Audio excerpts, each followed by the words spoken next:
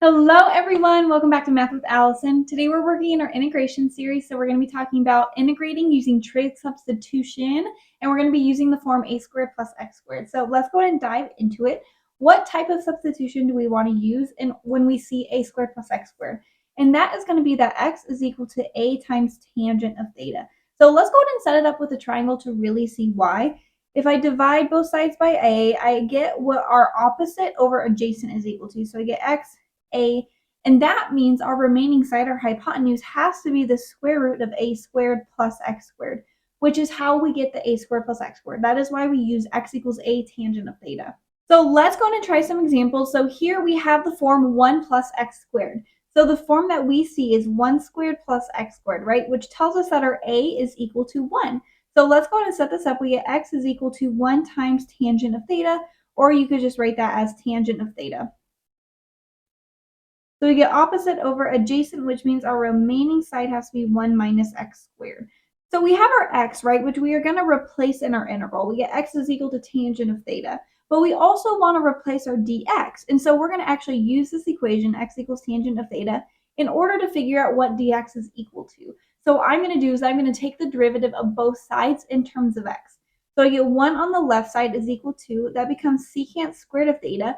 But remember, this is implicit differentiation, so we have to multiply by the derivative of theta in terms of x, which is how we get our dx. If I multiply that dx over, I get dx is equal to secant squared of theta d theta. And so now we can replace that in our integral. So now we have both the parts that we want. Let's go ahead and rewrite it. So in the denominator, we get 1 plus x squared, and so that becomes tangent squared of theta. And then we multiply by dx, which is equal to secant squared of theta d theta. Now, if you don't remember, I'll go ahead and write it out. But remember the Pythagorean identity, cosine squared of theta plus sine squared of theta is equal to 1. If I want to get tangent in this, that means I have to divide every single term by cosine squared. So if I did that, I would get 1 plus tangent squared theta is equal to secant squared theta, which I can go ahead and replace that. I have 1 plus tangent is equal to secant, and I have 1 plus tangent squared right here. So let's go ahead and replace that in our integral. So that becomes secant squared theta to the power of 2 times secant squared of theta d theta. So notice in the denominator that is actually going to become, and I'll bring the secant squared of theta to the top, that's going to be secant to the power of 4 of theta d theta, which simplifies to just 1 over secant squared of theta, which I'm going to go ahead and rewrite that in terms of cosine. So that's cosine squared of theta d theta. And here we can go ahead and use the double angle identity, right? So that's 1/2, 1 plus cosine of 2 theta d theta, which that we know how to integrate. That 1/2 hangs out, it's just a scalar multiple. We get theta plus sine of 2 theta, and then we have to divide by that scalar of 2 plus some constant c.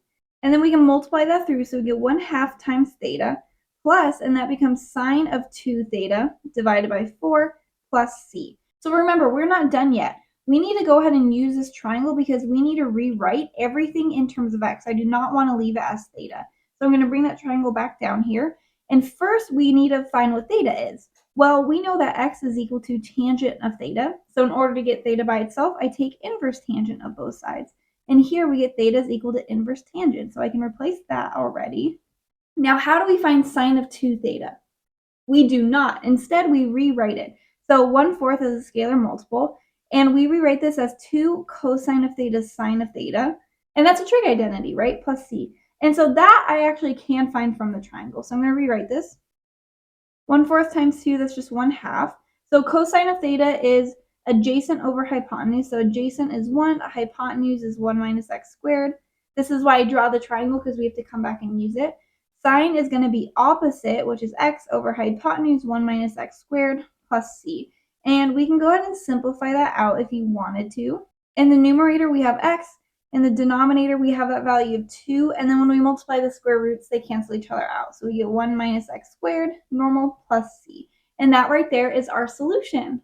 Now let's go ahead and try this. This one is a definite integral. And also notice that we have 1 plus 4x squared. So we need to find a way to rewrite this so I can really see what our a is. So what I'm going to do is I'm going to factor out that 4. So that becomes 1/4 plus x squared dx. Now, when I take the square root of 4, I just get 2, and I can write that on the outside because it's a scalar multiple. 1/4 plus x squared dx. So what is the form that we're working with? Well, we have 1/2 quantity squared plus x squared, which tells us that our a is going to be 1/2. So here we're going to go ahead and use that x is equal to 1/2 tangent of theta. If you want to set this up with a triangle, x divided by 1/2, that way you can see the opposite over adjacent is equal to tangent of theta. So I'll go ahead and draw it out. Okay, so first we got our x. Let's go ahead and find our dx, right?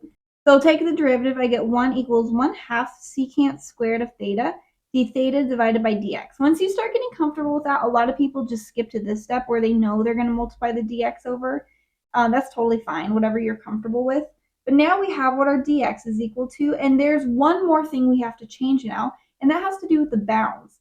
Since we have bounds in terms of x, I want to rewrite them as bounds in terms of theta. So here I'm going to set up a chart. The lower bound is equal to 0, the upper bound is equal to 2. Now I want to figure out what theta is, and we're going to go ahead and use this equation right here. So x divided by 1/2, that's just 2x. So 2x equals tangent of theta. And now I'll take inverse tangent of both sides in order to get theta all by itself. So inverse tangent of 2x is equal to theta. So let's plug in our value. First, we have that theta is going to be inverse tangent of 2 times 0, which is just 0. And remember, that occurs at the origin, right? It's sine divided by cosine. When sine is 0, that happens when theta equals 0. Now we're going to go ahead and find inverse tangent of 2 times 4, which I'm not going to find. I'm just going to leave it as inverse tangent of 4. So now let's go ahead and set up our new integral with our new bounds and everything. So that 2 is a constant multiple. We're going from 0 to inverse tangent of 4. And now we can replace everything in our integral. So we get the square root 1/4 plus x squared. So I'm just going to go ahead and square it. That becomes 1/4 tangent squared of theta is equal to 1/2 secant squared theta d theta. So notice right here that the 1/2 with the 2 are going to cancel out, which is super nice. So notice that inside the square root, I can actually factor out that 1/4. So that becomes 1/4, and we get 1 plus tangent squared of theta, which we can take the square root of 1/4. That's going to be 1/2. So if we take that out, we have the integral from 0, and then that's inverse tangent of 4. And remember, 1 plus tangent squared of theta is equal to secant squared of theta. Multiplied by secant squared of theta d theta. Notice here that the square root is going to cancel out with the squared, so I'm just going to do that, right? We get secant of theta times secant squared of theta, which I can rewrite as secant cubed of theta. Now, in order to simplify this, we could totally set up integration by parts, or we can use the reduction formula. So whatever you prefer to use, secant to any power of n where n's not equal to 1, we can pull this through. So let's go ahead and do that. So first that we have a scalar multiple of 1/2. We get secant to the n minus 2, so that'll be 3 minus 2, so secant of theta. Tangent of theta, that's going to be divided by n minus 1, which is equal to 2, evaluated between 0 and inverse tangent of 4. Then we're going to go ahead and add, that's going to be 1 divided by 2, and then just normal secant of theta, d theta, and that's going to be evaluated between 0 and inverse tangent of 4. So we know the integral of secant, that's going to be natural log of secant plus tangent, so I'll go ahead and write that out.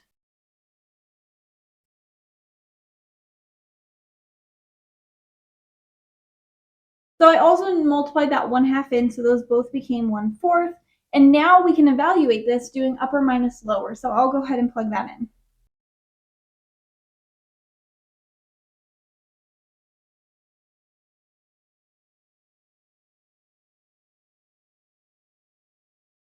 Okay, let's tackle this one term at a time. So here we have secant of inverse tangent of 4.